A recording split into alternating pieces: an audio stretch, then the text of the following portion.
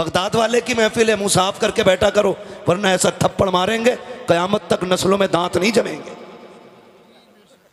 क्योंकि अल्हामा कह रहे हैं गौस वो तीखा तेरा, मर के भी चैन से सोता नहीं मारा तेरा। महफिलों का अदब किया करो। बगदाद वाले की महफिल है, हल्के में मत लेना। तकरीर के बीच में चील बोल जाए, पट्ट से नीचे खत्म। और फिर जब जलाल से बाहर निकले, इसे क्या हो गया कि आप ही ने तो कहा था कि ये चुप क्यों नहीं होती है। कहा मर गई, कहा फरमाया कुम बेइज़्निल्लाह। तो मसला यही है। तो ये ना किया करें, ये बिल्कुल ना किया करें। 2 बार ऐलान हो जा तो कुछ इतने बड़े फित्तीन कापी लेके बैठे रहते हैं घर अपने घरों में। हाँ, सब लिख रहा कितने ऐलान हुए, और फिर आके कह रहे कितने आए थे इमाम साहब पैसे। इमाम साहब ने कहा 713 रुपए। कह रहा एक बार और जोड़ लो। कह रहा नहीं भाई 713 ही है, पूरे डब्बे में रखे हैं, मैंने 1 रुपया जेब में भी नहीं डाला, सारे ही प्लास्टिक के डब्बे में। कह रहा नहीं नहीं मुझे पता है, क्यों तू बगदाद वाले की चौखट से उठ के आया है, तुझे पता है। कह रहा ये देखो कापी। फिर निकाला इसने नामा अमाल और अपना जुर्म डाल दिया इमाम की खोपड़ी है। 10-5 इधर उधर हो गए। अगर ये नाम भूल गया तो कह रहा बरकत है इमाम साहब के ऐलान में, नाम कम थे पैसे ज्यादा निकले, तो फिर करामत हो गई इमाम की। और अगर इमाम ने कोई नाम दोबारा बोल दिया और रुपया कम निकला तो फिर आफत आ गई इमाम की। तो ऐसे लोगों से भी बचें, ये रवैये गलत है। अल्लाह ने तौफीक दी है, हस्ब हैसियत 11वीं कर, और फिर देख अल्लाह कितनी बरकत अता फरमाता है। नाम के लिए नहीं, काम के लिए 11वीं करें, काम के लिए 11वीं करें, नाम के लिए नहीं, दिखावे के लिए नहीं। कहीं भी चले जाओ, आके ना जो 11वीं कराता है ऐसा बैठता है, कुछ भी नहीं होता और लगा है सैयद साहब आए। हाँ, ऐसा हजरत आगा सदरी पहन के पगड़ी बांध के, उतने हम पे भी कपड़े नहीं होते जितने उस थलुए पे होते हैं। कौन है? यही है मालिक। वो चाहते मेरे खुतबे पढ़े जाएं, नहीं ऐसा नहीं।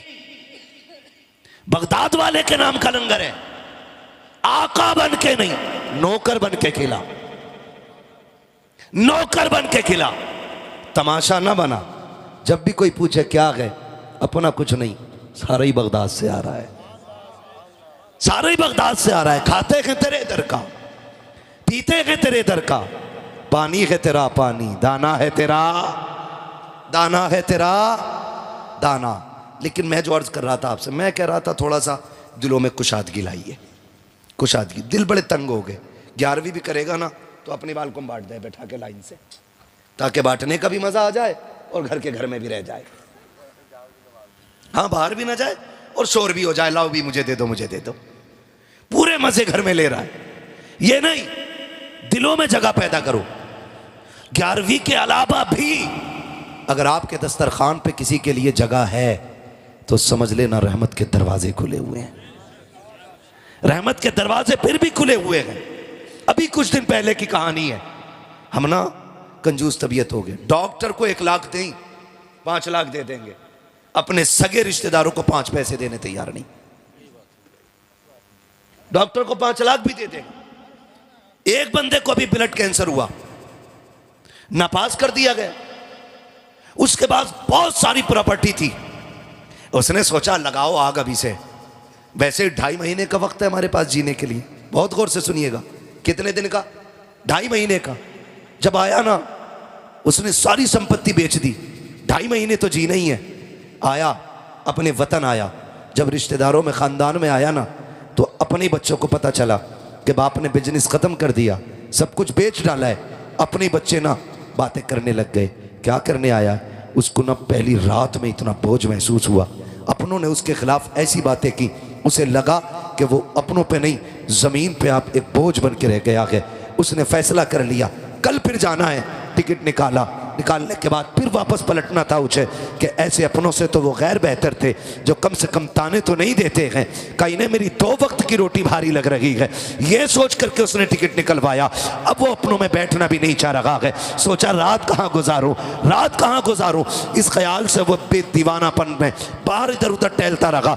मौसम चूंकि बारिश का था, जब बारिश का मौसम देखा, बारिश के मौसम में एक मकान की छत के बगल में छुप के बैठ गया। उस मकान के अंदर से खटखट की आवाज़ें आती रही। जब बहुत देर तक आवाज़ बर्तनों की आई, उसने जाके दरवाज़ा खटखटाया। अंदर से यतीम बच्ची निकली। उसने कहा जनाब क्या बात है? कहा आप यहाँ कैसे? कहा बच्ची पूछना ये था, बात क्या है पूरी रात बर्तन बजते रहे। बच्ची ने आंख में आंसू भर के कहा हम यतीम हैं, हमारा कोई वारिस नहीं है, जब से बाप गया है कोई देखने वाला नहीं है, माफ कीजिएगा आपकी नींद उड़ाना मकसूद ना था। जब बारिश आई है हमारी छत इतनी जगह से टपक रही थी कि बर्तन कभी यहाँ लगाते थे कभी वहां लगाते थे। हम ठहरे गरीब लोग, इतने बर्तन भी ना थे कि एक वक्त में सब जगह लगा दिए जाते। बच्ची ने रो के इतना कहा। उसको ख्याल आया, जब नजर उठा के देखा वो बच्ची कोई और नहीं, उसकी अपनी सगी भांजी थी। रात के सन्नाटे में सगी भांजी को उसने देखा। पहचान तो यूं नहीं पाया था क्योंकि बरसों से परदेश काटा था, कभी अपनों में आने की फुर्सत नहीं मिली थी। फिर ख्याल आया सगी भांजी है, कोई सर पे साया न की है। उसने बगन के अंदर आने की इजाजत मांगी। अंदर गया, घर टपक रहा है। उसको ख्याल आया 2.5 महीने की जिंदगी है, इतनी दौलत का क्या करूंगा, क्यों ना ये काम किया जाए, कम से कम अपनों के लिए ये मकान बना जाऊं। ये सोच करके उसने अगले दिन बुलाया तामीर करने वालों को। मेहमान बुलाए गए और उसने कहा काम रुकना नहीं चाहिए, मेरे पास 2.5 महीने का वक्त है, उससे पहले पहले मेरी बेवा बहन का मकान बन जाना चाहिए, यतीम भांजियों का इंतजाम हो जाना चाहिए।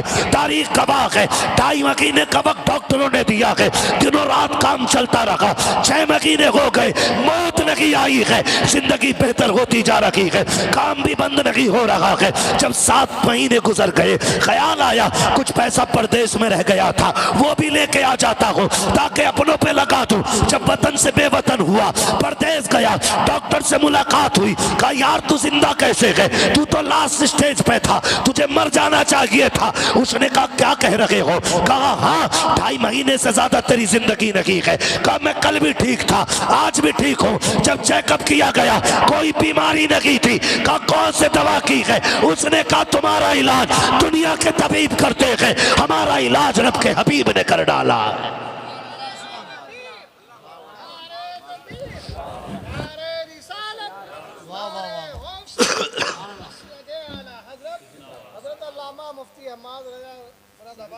उसने कहा कि मैं गया, मेरे महबूब ने फरमाया कि अपनों का ख्याल रखो, पड़ोसी का ख्याल रखो, यतीमों का ख्याल रखो।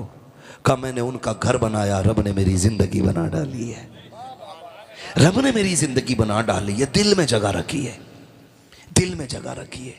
जो मर्ज दवाओं से नहीं कटते वो दुआओं से कट जाया करते हैं, वो दुआओं से कट जाया करती। सबसे ज्यादा हक आपके ऊपर आपके सगों का है। आप अपने सगों से फारिग हो तो फिर आप खानदान में आए, खानदान से फारिग हो फिर आप पड़ोस में आए, पड़ोस से फारिग हो फिर बस्ती में आए, बस्ती से फारिग हो फिर शहर जाएं, शहर से फारिग हो फिर आप पूरे डिस्ट्रिक्ट लेवल पे आप काम करें, उससे भी फारिग हो जाए, सूबा लेवल पे, फिर मुल्क लेवल पे, फिर वर्ल्ड लेवल पे है। मगर नतीजा कुछ हो रहे, अपनों को लात मारनी है और तमाशा बना के गरीब ढूंढ ढूंढ के ला के बांटा जाता है। ऐसा ना कीजिएगा। 11वीं आपके घर बने ना तो आपके अपने बच्चे खाएं ना खाएं, सबसे पहले अपने करीबियों के बच्चों को खिलाइए। करेंगे इंशाल्लाह, ऐसा करेंगे इंशाल्लाह। और ये बात बहुत बाद में हमारी समझ में आई, सैयदों के घर से कोई खाली क्यों नहीं जाता है।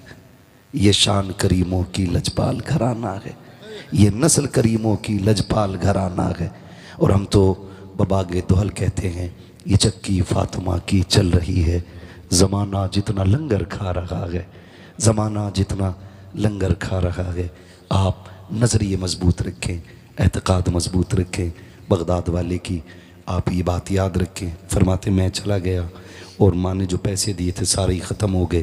फिर नौबत ये आ गई, भूख इतनी बढ़ गई कि कुछ भी नहीं था। फिर बर्दाश्त भूख नहीं हुई ना, तो मैं दरिया के किनारे ये सोच करके गया कि कुछ गली सड़ी सब्ज़ी या जो लोग धोने आए हैं उनके कुछ पत्ते ही गिरे मिल जाएंगे, वही खा के गुजारे कर लेंगे। फरमाने गए, जब मैं जाके देखा ना तो मुझसे पहले 7 दुर्वेश वहाँ रोटी की तलाश में फिर रहे थे। कहते मैं उन्हें देख के लौट आया। कहते भूख इतनी थी बर्दाश्त नहीं होती थी, मैं मस्जिद में आ गया। कहते मैंने एक परदेसी को देखा, वो आया और उसने खाना खाना शुरू कर दिया। वो से पाक फरमाते हैं कि ज़िंदगी में पहली बार मेरे दिल में ये आया था। कहते हैं कि भूख इतनी थी कि जब लुकमा उसके मुंह में जाता था ना तो अचानक खुद ब खुद मुंह मेरा खुल जाता था। कहते इतनी भूख थी, मेरे दिल में आया काश ये मुझसे खाना खाना कह दे। कहते मैंने इतना सोचा था। उसने कहा बच्चे आजा मेरे साथ खा ले। कहते मैं उठ के गया, उसके साथ खाना खाने के लिए बैठा। मैंने पहला लुकमा खाया था। उसने कहा बेटे मैं परदेसी हूँ लेकिन मेरी एक गुजारिश है। आप फरमाते, मैंने कहा क्या? कहा तुम यहीं रहते हो? कहा हाँ मैं पढ़ता हूँ। कहा फिर तो तुम अब्दुल कादिर को जानते होगे। कहा काम क्या है?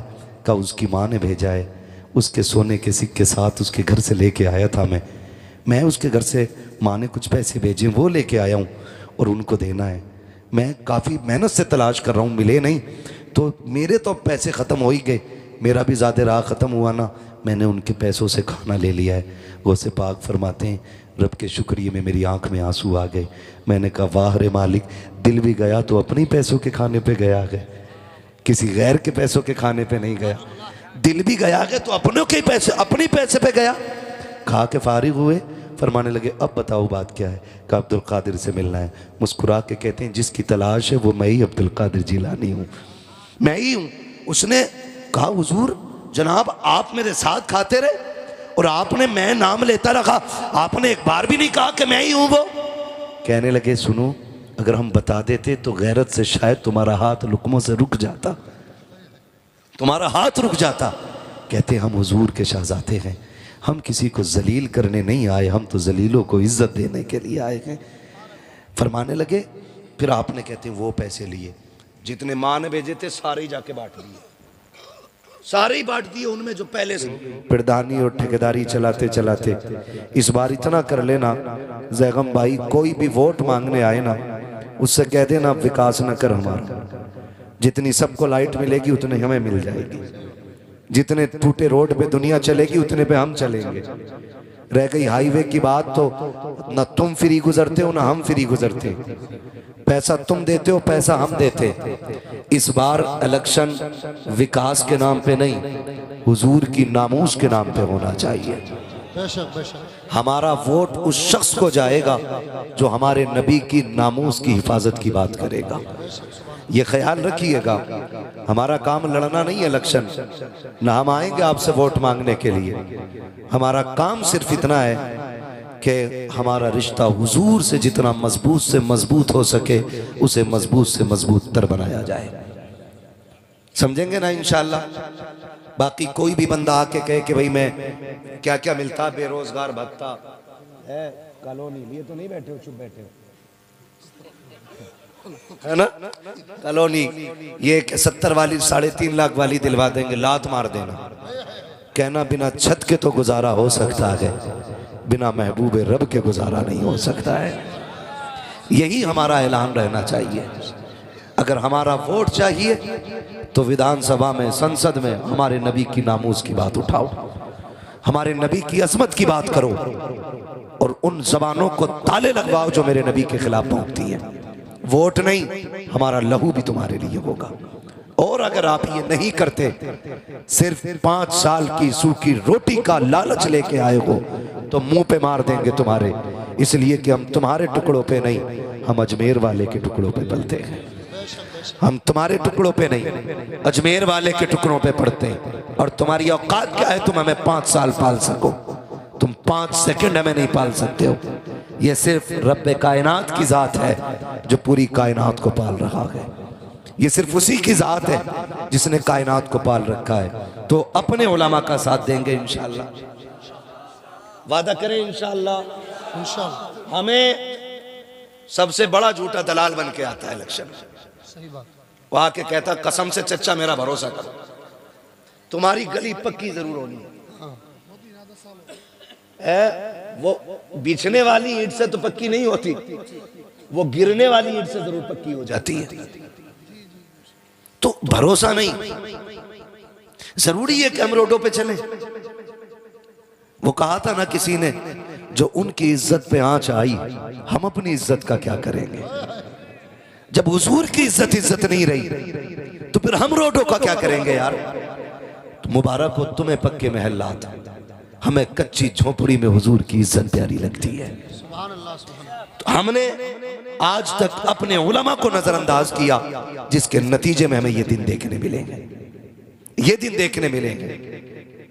अल्लाह ताला हमें अपने उलमा का एहतराम करने की तौफीक अता फरमाए। आज बड़े पीर की महफिल में बैठे हुए हैं। कितना बड़ा पीर है, कितना बड़ा पीर है। सर भला कोई क्या जाने, कह कैसा तेरा। सर भला कोई क्या जाने, कह कैसा तेरा। औलिया मलते हैं आंखें, वो है तलवा तेरा। औलिया मलते हैं आंखें, वो है तलवा तेरा। क्या दबे जिस पे हिमायत का हो पंजा तेरा। शेर को खतरे में लाता नहीं कुत्ता तेरा। शेर को खतरे में लाता नहीं कुत्ता तेरा। आज पूरी दुनिया के अंदर बगदाद वाले के नाम के चर्चे। आज यूं भी ज़ैगम भाई महफिल हसीन लग रही है, क्योंकि अपने जद्दे अमजद की महफिल उनके शहजादों ने सजा रखी है। इसलिए भी महफिल प्यारी लग रही है कि बाप की महफिल शहजादों ने सजा रखी है, और इसमें जीनत बन के उनके चाहने वाले आए हुए हैं। वो कहा था ना, दुल्हा बनाए जाएंगे जब गौस हश्र में, हम कादरी भी जाएंगे उनकी बारात में। हम कादरी भी जाएंगे उनकी बारात में। बगदाद वाला कौन है? आलम अरवाह में भी वली है। मैं बहुत ज़्यादा नहीं, इंशाअल्लाह उतनी देर बोलूँगा जितनी देर आप बर्दाश्त कर लें, और इसके लिए ज़ैगम भाई के इशारे की ज़रूरत नहीं पड़ेगी। हम पलटते नहीं बेजान किताबों के वरक़, हम वो पढ़ते हैं जो चेहरों पे लिखा होता है। अगर ये सोएंगे तो फिर मैं खुद सोने की दुआ पढ़ लूँगा, ठीक है ना? आप परेशान ना होना, ज़रा कह दें या रसूल अल्लाह। तो मुझे भी याद है, मैं सो जाऊं या मुस्तफ़ा कहते कहते, खुले आंख सल्ले। नीचे वाले भी नात पढ़ लिया करें। ये अल्लामा ज़ैगम साहब, वहाँ अबरार मिसबाही साहब, तहसीन साहब, ये जितने उलमा है ना सादात इकराम, ये आपसे भी कहते हैं, हम भी कहते हैं, आप भी पढ़ो। हमारा क्या फायदा है? हमारा बस इतना फायदा पढ़ने में, आपको जो नेकी मिलेगी ना उसके बदले में हमें भी मिलेगी, इतना हमारा है। लेकिन बड़ा फायदा क्या है? हम ये चाहते हैं कि सिर्फ मिंबर वाले नहीं, महफिल में जितने लोग बैठे सारे नात पढ़ा करें। क्यों? ताकि क़यामत में जब हुजूर हसन को आवाज दें तो पहले मदीने का हसन आगे आए, फिर बरेली का हसन आगे आए, फिर सारे गुलाम पीछे पीछे चले आए, है ना? लाजिम ये नहीं है कि 4-5 दीवान पढ़ के निपटो तभी हसन बनोगे। क्या बात है? 3-4 कलाम पढ़ के हटो तभी आपका नाम सना खानों में आएगा। याद ना हो तो याद कर लो, जब मिस्र में हुस्ने यूसुफ की बोली लगी, अमीरों की तिजोरियां खुली, लोग हीरे जवाहरात लेके हुस्ने यूसुफ के खरीदार बन के खड़े थे ना, वहीं पे लोग तमाशाई बन के खड़े थे। उसी भीड़ में 5 शेर रुई का काता हुआ धागा लेकर के एक बूढ़ी भी आई थी। उसने हटो बच्चों का शोर बुलंद किया। नौजवानों ने कहा कौन है? जब मुड़ के देखा, बूढ़ी की गोद में रुई का काता हुआ धागा था, उसको दबा के बगल में आ रही है। नौजवानों ने कहा था दिखता नहीं भीड़ कितनी है, हम भी तो तमाशाई हैं। उसने कहा तुम तमाशाई हो, लेकिन मैं खरीदार बन के आई हूँ, मैं खरीदार बन के आई हूँ। तब देखने वालों ने कहा था, हंसे, क्या खरीदने आई है? कहा जिसको सारे अमीर खरीदने आए हैं उसे मैं भी खरीदने आई। गौर से सुनिएगा, मैं कुछ बताना चाहता हूँ। वाकया तो सबको पता होगा जी, क्योंकि यूसुफ जुलेखा की मोहब्बत बुड्ढे बुड्ढे को पता है। क्या बात है? भले ही मसला अपनी बीवी से ना हो कतई, है ना? तो ये दास्तान सभी को मालूम, लेकिन ये बीच बीच में शेर पढ़ने का मसला बता रहा हूं। आधा मिसरा तुम पढ़ो, आधा हम पढ़े, उस बात को मैं समझा रहा हूं। उसने कहा था तू किधर? उसने कहा जहां अमीर आए हैं वहां हम भी आए हैं। कहा अपनी औकात देख और मिस्र का सौदा देख, अपना धागा देख, दीगर खरीदार दे, अजीज़े मिस्र के हीरे जवाहिरात सारे चढ़ चुके हैं, लेकिन अभी यूसुफ के हुस्न का सानी तक ना बन सके हैं, हम पल्ला नहीं हो सके हैं। तू खरीदने आई है। उसने कहा हट पगले, जाने तो दे, लाइन में लगने दे। कहा लौट जा, करेगी क्या? कहा अगर ना खरीद सकी कम से कम इतना तो हो जाएगा, खुदा कयामत में जब यूसुफ के खरीदारों को इज्जत अता करेगा तो जहां अजीज खड़ा होगा वहीं पे ये गरीब बूढ़ी भी खड़ी हो जाएगी। सुभान अल्लाह, सुभान अल्लाह। जरूरी तो नहीं है ना कि हम 2-3 दीवान पढ़ के तभी आशिक बनेंगे। मैं कहता हूं खुदा की कसम, हल चलाओ फिर भी ये पढ़ो, सबसे आला वो औला हमारा नबी। खेत में दाना डालो फिर भी ये कहो सरवर कहूं के मालिको मौला कहूं तुझे। आप जो काम करो हर काम में मुस्तफा की नात पढ़ते रहा करो, नात पढ़ते रहा करो। लहद में इश्क रुखे शह का दाग लेके चले, तेरे गुलामों का नक्शे कदम है रागे खुदा, वो क्या भटक सके जो ये सुराग लेके चले। तो रिश्ते मजबूत करें, रिश्ते मजबूत करें। मैं अर्ज कर रहा था सरकार गौसे पाक, पूरी दुनिया में बगदाद वाले की 11वीं का तज़किरा है, कहीं 17वीं है, कहीं 11वीं है, कहीं 27वीं है, कहीं 26वीं है। यही मेरे बगदाद वाले का चर्चा है। मैं थोड़ा सा बर्दाश्त करेंगे कड़वी दवाऊं, मैं बड़े अच्छे माहौल में भी नीम घोल देता हूं, मगर याद रखें दवा जितनी ज्यादा कड़वी होती फायदा उतना ज्यादा करती है। जिसे कड़वी दवा बर्दाश्त नहीं होती ना, फिर वो टेबलेट और खुराक से नहीं ऑपरेशन से ठीक हुआ करता है। दुआ करें अल्लाह हमारी बीमारी खुराकों से ही ख़त्म कर दे। हम सब अपने बारे में ये बात करते हैं। सरकार बगदाद जो आलम अरवाह में भी वली, माँ के शिकम में भी वली, और पैदा हुए फिर भी वली, और ऐसा वली, ऐसा वली, ऐसा वली जिसने माँ की गोद में बैठ के कहा था माँ कायनात पे माँ का एहसान होता है, तुझ पे मेरा एहसान है। माँ ने कहा था अब्दुल कादिर कौन सा? फरमाने लगी अम्मी एक एहसान तो तब किया था मैंने जब आप घर में अकेली थी और एक फ़कीर आया था, उसने भीख मांगी थी, आपने पर्दे की आड़ से ना उसको जब भीख देना चाहिए, आपके हाथ के सोने के कंगन देख के उसकी नीयत बिगड़ी और वो हाथ के कंगन छीनना चाहता था। आपने आवाज़ दी थी या रब मेरी मदद फरमा।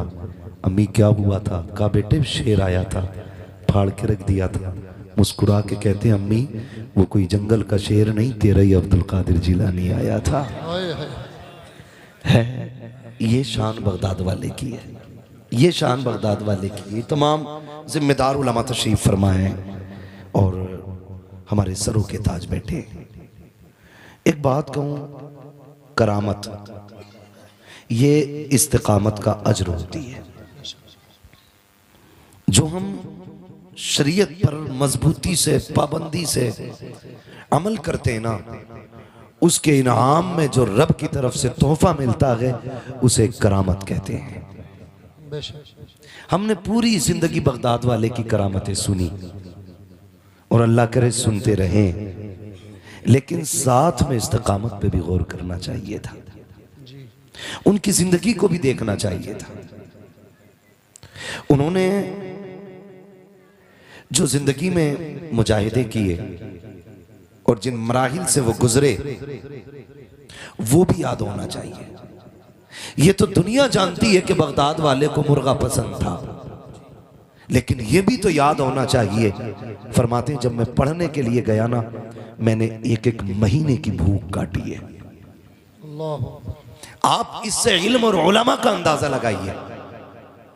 बगदाद वाला कहता मैंने एक एक महीने की भूख काटी, और कहते हैं ये हालत होती थी कि लोग मुझे मुर्दा समझ लेते थे, गुस्ल भी देते, कफन भी पहनाते। का जब जनाजे में लेटा के नमाज की तैयारी होती मैं बिस्मिल्लाह पढ़ के उठ के बैठ जाता था। इन मराहिल से भी बगदाद वाला गुजरा है। हमें सिर्फ मुर्गे याद है, हमें ये याद है कि उनको मुर्गों को जिंदा करना आता है। ये भी तो याद करें। फरमाते हैं कि हम घर से चले थे, माँ ने 40 सिक्के दिए थे, 40 सिक्के। मैं जैगम भाई आज भी यहाँ के अटक जाता हूँ कि जब चले तो माँ ने कहा था अब्दुल कादिर झूठ ना बोलना। जो आलम अरवाह में भी वली है, माँ के शिकम में भी वली है, और पैदा होने के बाद भी वली ही है, उससे माँ कह रही है झूठ ना बोलना। इसमें क्या राज था? समझ में बात नहीं आती, यहां के अटक जाते। फिर खुद थोड़ी बहुत बगदाद की तरफ से रहनुमाई होती है, आवाज आती है, पागल सिर्फ अब्दुल कादिर को न देख, अब्दुल कादिर की मां को भी तो देख। यहां मसला अब्दुल कादिर का नहीं, यहां मसला मां का है, मां का है। अम्मी ने क्या कहा था? अब्दुल कादिर, 2 भाइयों, बाप ने 80 सिक्के छोड़े, 40 तुम ले जाओ, 40 भाई के लिए छोड़ दो, लेकिन इसको संभाल के लेके जाना, मैं तुम्हारे साथ नहीं आऊंगी। याद रखिएगा, माँ माँ होती है, चाहे अब्दुल कादिर जिलानी की माँ क्यों ना हो। कहती है मैं साथ नहीं आऊंगी, मुझे घर की जिम्मेदारियां भी संभालनी है, भाई भी तुम्हारा छोटा है, उसको भी देखना है, ये आप हिफाजत से लेके जाइएगा। माँ ने सदरी में रख के सिली, फिर कहा था बेटे झूठ नहीं बोलना, झूठ नहीं बोलना। आपने हाथ में हाथ दिया, अम्मी झूठ नहीं बोलेंगे। आए निकले, डाकुओं ने लूटा, सबको पता है। बारी सरकारे बगदाद की आई, तुम पे क्या है, तुम पे क्या है? फरमाने लगे मुझ पे भी 40 सिक्के। किधर हैं? सदरी में। कहा मिल तो नहीं रहे? कहा अम्मी ने सिल दिए। कहा दिखाओ ना। सिलाई तोड़ी, खन खन सिक्के गिरे। हैरत होती है, सिक्के गिरे ना। सरदार ने कहा था अजीब बच्चा है, झूठ बोल देता, ना कह देता हमें तो मिल ही नहीं रहे थे, झूठ बोल देता, सिक्के बच जाते। बगदाद वाले ने कहा मैं झूठ बोल के सिक्के तो बचा लेता, लेकिन माँ से किया हुआ वादा टूट जाता, माँ से किया हुआ वादा टूट जाता। बगदाद वाला कहता है माँ की जबान पर 40 तो क्या, ऐसे 1000 सिक्के कुर्बान किए जा सकते हैं।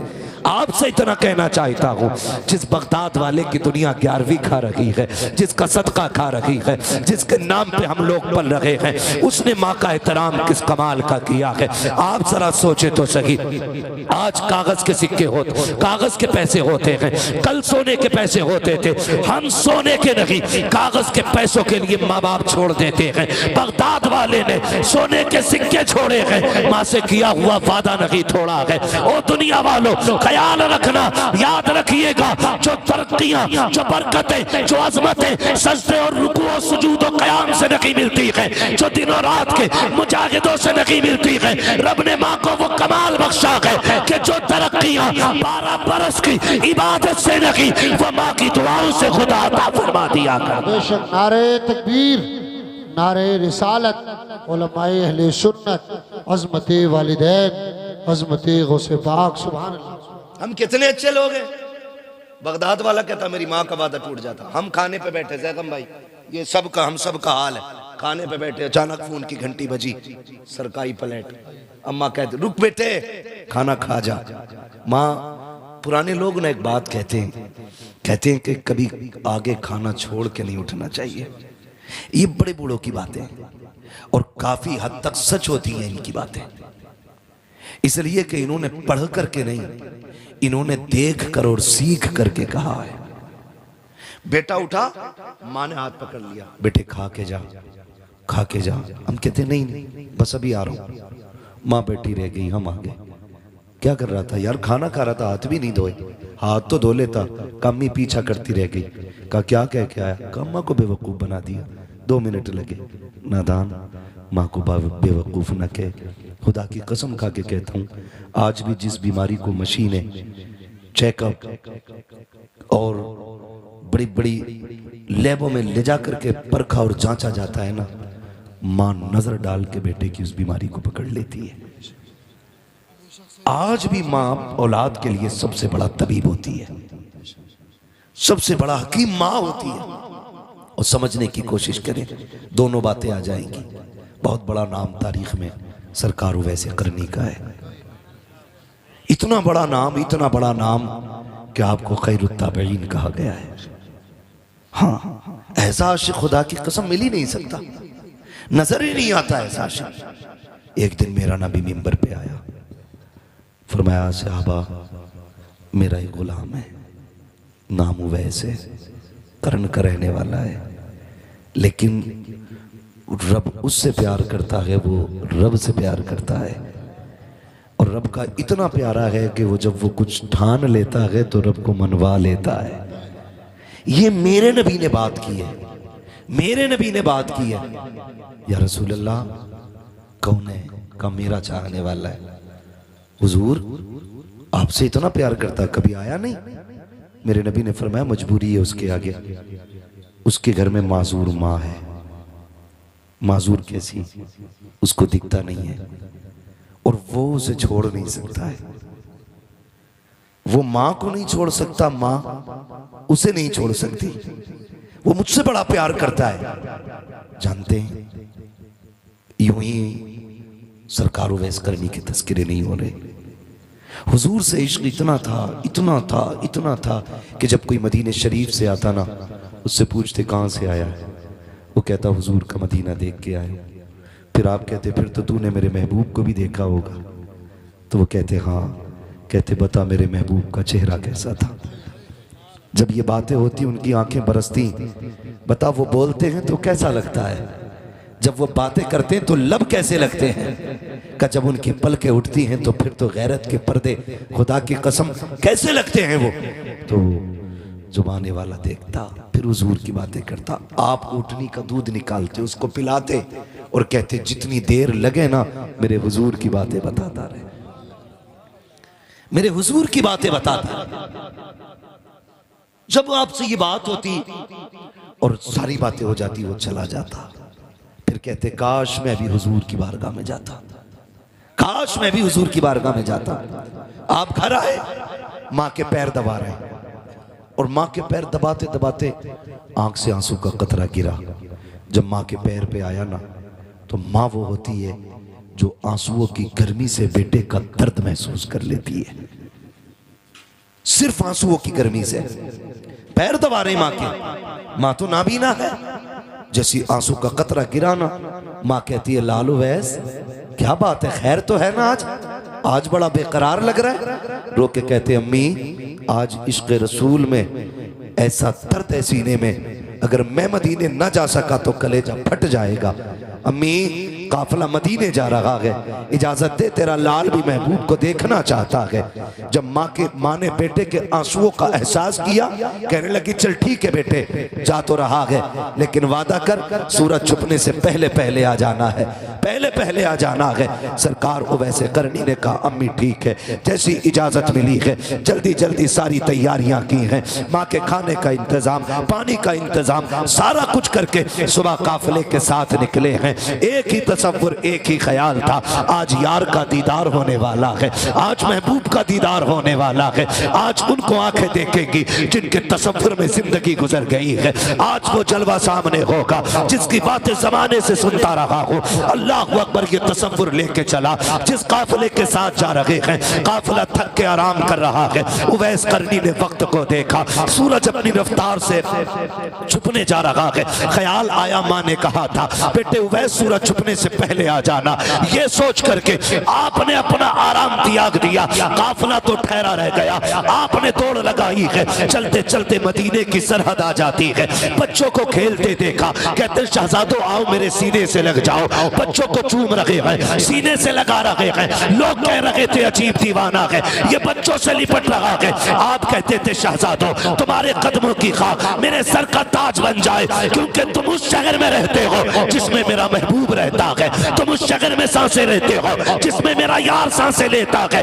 ये कह करके बच्चों को सीने से लगाते, प्यार करते, फिर कहते शहजादो बताओ मेरा महबूब कहाँ मिलेगा। किसी ने बड़ों की तरफ इशारा किया, कहा फला से बात करो, उनसे पूछा नबी कहाँ है, उन्होंने कहा मस्जिद नबी में मिलेंगे या हुजरा आयशा में मिलेंगे। चाहे तोड़ करके आप आए हैं, वक्त की किल्लत थी, आकर के आपने मस्जिद नबी के दरवाजे पर जैसी दरवाजा खोल करके देखा, हुजूर का जलवा नजर नहीं आया। फिर ख्याल आया आयशा सिद्दीका के हुजरे में होंगे। आवाज देकर कहते हैं उम्मुल मोमिनीन मुझे मुस्तफा से मुलाकात करनी है। अंदर से आवाज आती है कौन है? का परदेसी हो का ठहर जा, इंतजार कर ले, तू जिससे मिलने आया है वो अभी अभी बाहर जा चुके हैं। इतना सुनना था, वो वैसे करनी का कलेजा तड़प जाता है। कहते हैं क्या किया जाए? का कब तक आएंगे? का ये तो नहीं कहा जा सकता है, लेकिन थोड़ी देर में आ जाएंगे। सरकार वो वैसे करनी बेकरार हो करके कभी मेहराब देख रहे हैं, कभी मिंबर देख रहे हैं, कभी मुस्तफा के खड़े होने के मुसल्ले पे निगाहें जाती है। फिर ख्याल आता है उम्मुल मोमिनीन आप साइड से हो जाइए। का किस लिए? का महबूब को तो न देख सका, महबूब के नीचे बिछने वाली चटाई को देख लो। जिस मसरत पे मेरा महबूब तकिए लगा के बैठता है, मैं उस मसरत को चूमना चाहता हूँ। उम्मुल मोमिनीन आयशा सिद्दीका फरमाती है जब उवैस अंदर आए थे, बाल बिखरे हुए हैं, मिट्टी लगी है पूरे कपड़ों पर, देखने में दीवाना लग रहे हैं। कभी दीवार चूम रहे हैं, कभी मेहराब चूम रहे हैं, कभी मिंबर से लिपटते हैं, कभी खजूर के सुतूनों से लिपट जाते हैं, कभी हुजूर के नीचे बिछने वाली चटाई को चूमते हैं। उम्मुल मोमिनीन कहती है अरे अगर इतना ही इश्क है तो इंतजार क्यों नहीं कर लेते? कहते मजबूरी है माँ, अगर वक्त होता पूरी जिंदगी उसकी राहों में बैठ के गुजार देता, लेकिन क्या करूं मजबूरी है। जब वो आ जाए तो मेरा सलाम कह देना। ये कह के उवैस रोते हुए पलटे हैं। तारीख गवाह है, इधर उवैस ने मदीना छोड़ा है, उधर मेरा नबी मस्जिद नबी में आया है। आके करीम ने कदम रखा है, आते ही लंबी लंबी सांसें ली है। जब लंबी सांसें ली है उमर अर्ज करते हैं या रसूल अल्लाह लंबी सांसों की वजह क्या है? आके करीम फरमाते हैं खुशबू बता रखी है, मेरा यार आकर के गया है, मेरा दीवाना आकर के गया है। आका किसकी बात कर रहे हो? कहते उम्मुल मोमिनीन बताओ तो सही कौन आया था? का आका वो जो आया था उसके बाल खुले थे, कपड़ों पे मिट्टी लगी थी, देखने में दीवाना लग रहा था और ऐसा आशिक था, कभी मिंबर से लिपट के रो रहा था, कभी चटाइयों से लिपटता था, कभी खजूर के सुतून से लिपटता था। आका मैंने उससे कहा था ठहर जा, अगर इतना ही प्यार है तो इंतजार क्यों नहीं कर लेता? कहते महबूब उसने ये कहा था अगर वक्त होता पूरी जिंदगी उसकी राहों में गुजार जाता। आका करीम की आंख में आंसू आए, कहा उमर तुम नहीं समझे, ये जो आके गया है ये कोई और नहीं, मेरा दीवाना। अब वैसे करनी इस जगह से गुजर के चला गया। वक्त कम है मेरे बाबू, बस जरा सुने। जब इतनी बात कही ना, फरमाते उमर जल्दी करो भाई, इसका ई को कम करो। कहते उमर जल्दी करो, क्या? आका इरशाद फरमाए मेरे उवैस को ढूंढ के लाओ। जब तक उमर तलाश करते निकलते, हजरत उवैस करनी मदीना छोड़ चुके थे। उसके दिल से पूछिए नाकामियों की लज्जतें, जो मुसाफिर लुट गया हो जाके मंजिल के करीब।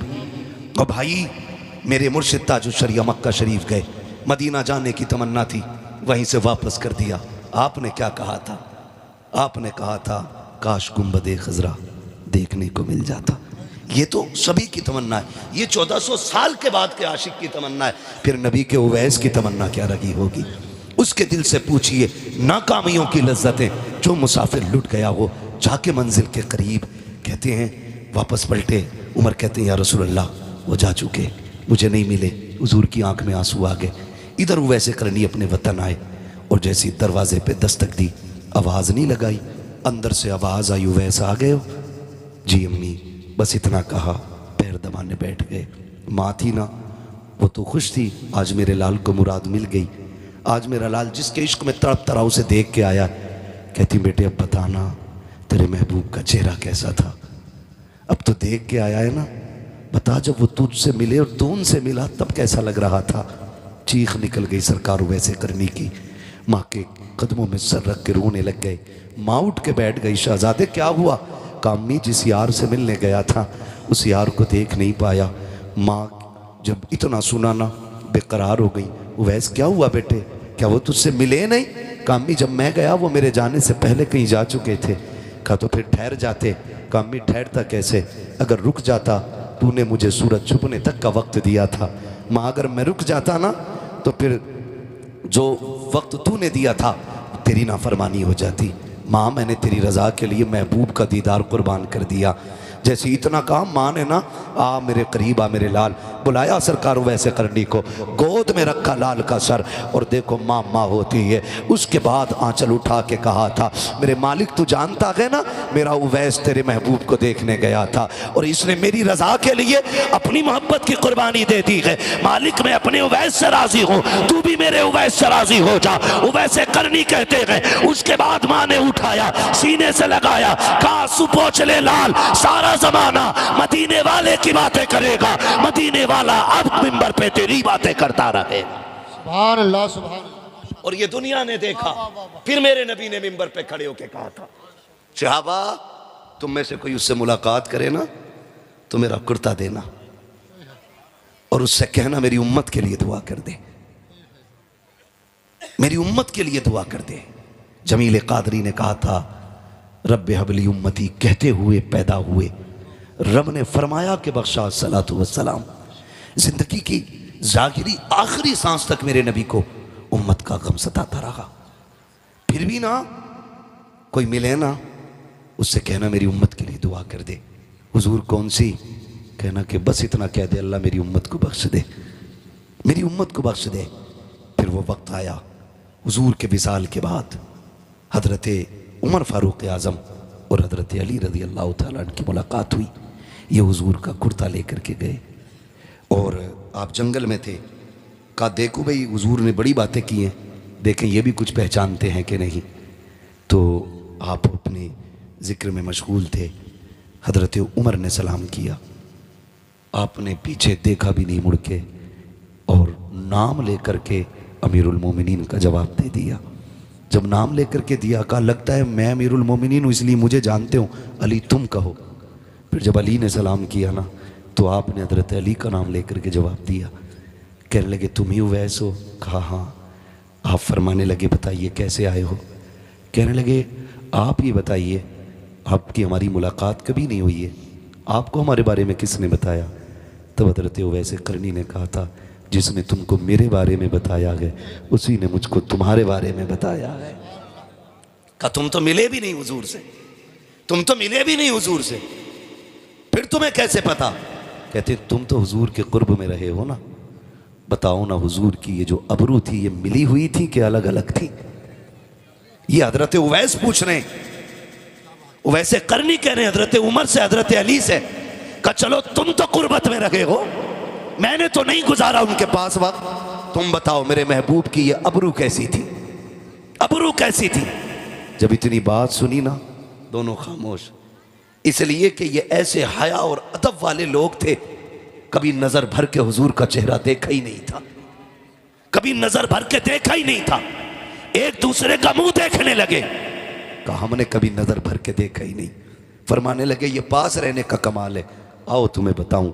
का जब दूर से देखो तो ये मिली हुई लगती थी और जब करीब से देखो तो दोनों अबरू जुदा नजर आया करती थी। कहा तुम्हें कैसे पता?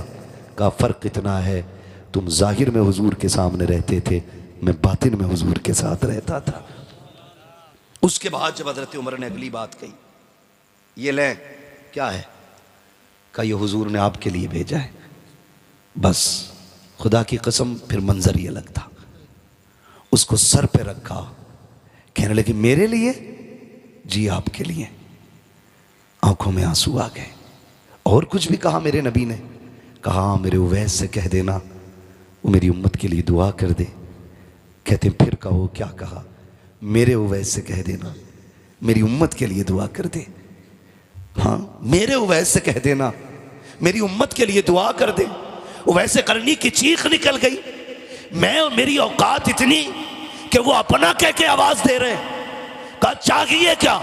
कहा हुजूर ने उम्मत की दुआ की दरखास्त की कि कह दे मेरी तरफ से मेरी उम्मत के लिए दुआ कर दे। खुदा की कसम तारीख गवाह है, वैसे करनी ने जुब्बा जो है रखा जमीन पे, सजदे में आ गए, कहते हैं अल्लाह मेरे महबूब की उम्मत को बख्श दे, उम्मत को बख्श दे। आवाज आती है उवैस प्यारे महबूब का दिया हुआ तोहफा तो पहन ले, हम वादा करते हैं बनु कलाब की बकरियों के बालों के बराबर तेरे महबूब की उम्मत बख्शेंगे। कहते नहीं मालिक, मैं अब भी राजी नहीं हूं, मैं जुब्बा तब पहनूंगा जब तू और उम्मत बख्शेगा। आवाज आती है आधी उम्मत बख्श दी है, अब तो पहन ले। कहते मालिक और बख्श, आवाज आती है उवैस सर उठा ले, आधी उम्मत तेरी दुआ से बख्शेंगे, आधी उम्मत अब्दुल कादिर जीलानी की दुआ से बख्शी जाए। अल्लाह हू अकबर। अर्ज करते मालिक ये अब्दुल कादिर कौन है? आवाज आती मेरी महबूब की उम्मत में शहजादा पैदा होगा। जिस तरह नबियों में मैंने महबूब को कमाल बख्शा है, उसी तरह मैंने वलियों में अब्दुल कादिर जिलानी को कमाल बख्शा है। आधी उम्मत तेरी दुआ से, आधी अब्दुल कादिर की दुआ से बख्शी जाएगी। मुकद्दर के धनी हैं हम लोग, किस्मत वाले हैं कि हमें सरकार बगदाद का दामन मिला है। आज भी ना बरेली शरीफ से यही आवाज़ आती है, कादरी कर, कादरी रख, कादरियों में उठा, कदर अब्दुल कादिर कुदरत नुमा के वास्ते। पूरी ज़िंदगी सरकार बगदाद की आप पढ़ लें, वो मेरे नबी के जमाल का मज़हर भी हैं, कमाल का मज़हर भी हैं। जमाल का मज़हर खुदा की कसम बेहद खूब रू, कमाल का मज़हर हुजूर आए, आते ही हुजूर ने सजदा किया, गौसे पाक आए, आते ही गौसे पाक ने रोज़ा रखा, रोज़ा रखा। हुजूर ने आते ही सजदा किया, सरकार गौसे पाक ने आते ही रोज़ा रखा। ये हुजूर के कमाल के मज़हर। और फिर आदतें देखें, आता है फ़कीरों पे उन्हें प्यार कुछ ऐसा, खुद भीख दें और ख़ुद कहें मंगते का भला वो। माफ़ कीजिएगा, आज हमारे रवैये बड़े अलग हैं। हम ना ज़कात भी रमज़ान की देते हैं ना, ज़कात तो वो भी कैमरे के सामने ला के देते हैं, जबकि वो हमारा नहीं है। ज़कात हमारा नहीं है, माल वो अल्लाह का जो हमने निकाला है, तो उसको दिखाने का तो कोई हक़ ही आपको नहीं पहुंचता। हम ज़कात भी दिखा के देते हैं। बगदाद वाले की ज़िंदगी पढ़ें, हमेशा दूसरों के काम आते रहना, यही बगदाद वाले के चाहने वालों की पहचान होनी चाहिए, पहचान होनी चाहिए। सीधी सी बात है। सरकार बगदाद रज़ी अल्लाह ताला, आप कहीं जा रहे हैं, दरियाई नील आपको पार करना था, आपने देखा एक शख्स ना खड़ा हुआ किनारे पे रो रहा है, किनारे पे खड़ा रो रहा है। आपने पूछा बात क्या है? उसने कहा हुजूर दरिया पार करना था, किराया नहीं है, और ना कश्ती वाले ने ना मार के भगा दिया। आपने वहीं खड़े खड़े शागिर्द को हुक्म दिया, कहा मेरे दरसगाह में सोने के सिक्कों की थैली रखी है, वो उठा के ला। शागिर्द गया, ला के थैली दी, हुजूर ये ले।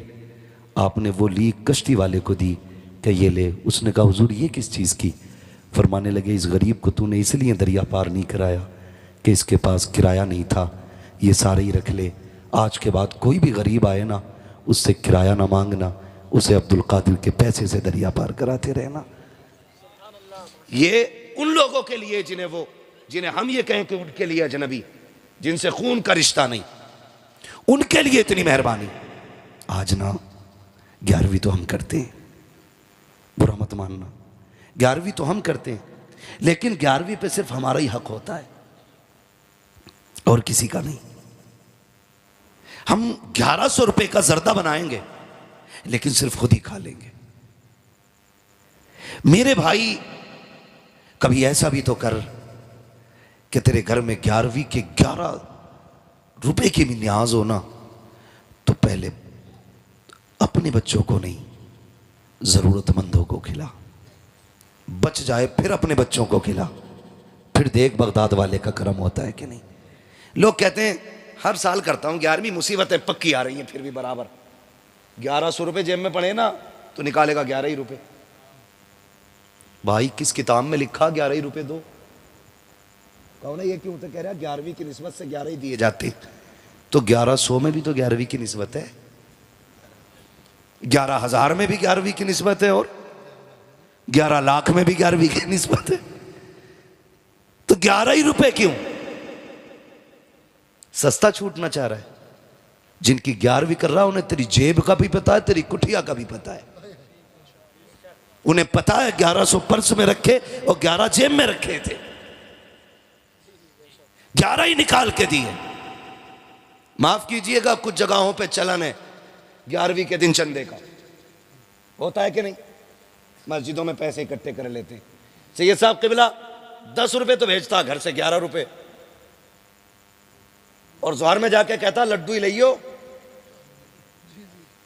एक लड्डू कितने का?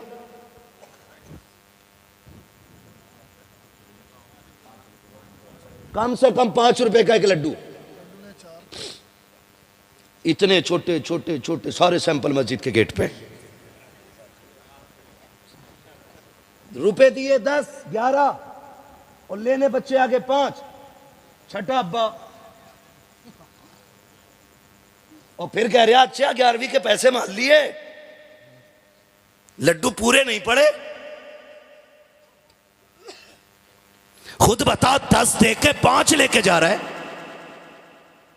अब इसमें करामत क्या करेगी? ये तो खुलेआम लूट है। या तो ये कहे जितना पैसा है वो शे मंगाओ जो सबको मिल जाए। जरूरी नहीं खाना भी लड्डू ही है, देगा भी 11 ही रुपए और बच्चे सारे लाएगा। लड़ाई, कई इमामों की छुट्टी हो गई। गलत नहीं कह रहा हूं, ऐसे भी हुआ है। ये गमियां खत्म करें। ऐसा भी हुआ है, कोई आया कि 5 रुपए कल्लन ने दिए, तो वो 5 रुपए का ऐलान हो गया। बाद में आया नहीं जी कल्लन नहीं, मैंने मल्लन बोला था। तो फिर वो मल्लन के 5 चढ़ गए, तो 5 रुपए एक ही आया ऐलान। कितनी बार हो गया ऐलान? बोले जरा, आप बोल सकते हैं ना, मुंह में गुटखा तो नहीं है किसी के, जैसे भूखे घूम रहे थे। ये शान इनकी है। लोग कहते हैं बगदाद वाला कैसे दिलवा देता, उसने सब कुछ लुटाया तब उसको सब कुछ मिला है।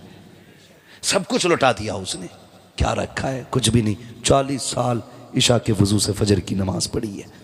15 साल एक पैर पे खड़े होकर के हर रात पूरा कुरान पढ़ते थे।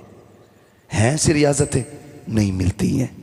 बस यूं समझें, मेरे इमाम ने कहा था क़यामत के हवाले से तेरी सरकार में लाता है रज़ा उसको शफ़ी जो मेरा गौस है और लाडला बेटा तेरा। बगदाद वाले ने बांटना सिखाया है, हम भी इंशाअल्लाह बांटा करेंगे। बगदाद वाले ने ज़रूरतमंदों की ज़रूरत पूरी करना सिखाई है, हम भी इंशाअल्लाह ज़रूरतें पूरी करेंगे इंशाअल्लाह। कोशिश ये करेंगे दूसरों के काम आ जाएं। हम अक्सर कहते हैं उजाले अपनी यादों के हमारे साथ रहने दो, न जाने किस गली में ज़िंदगी की शाम हो जाए। ये महफिल नूर जिंदाबाद, महफिल नूर पाइंदाबाद। बस जो हुए अगलात उनको माफ़ फरमाए रब्बे कायनात।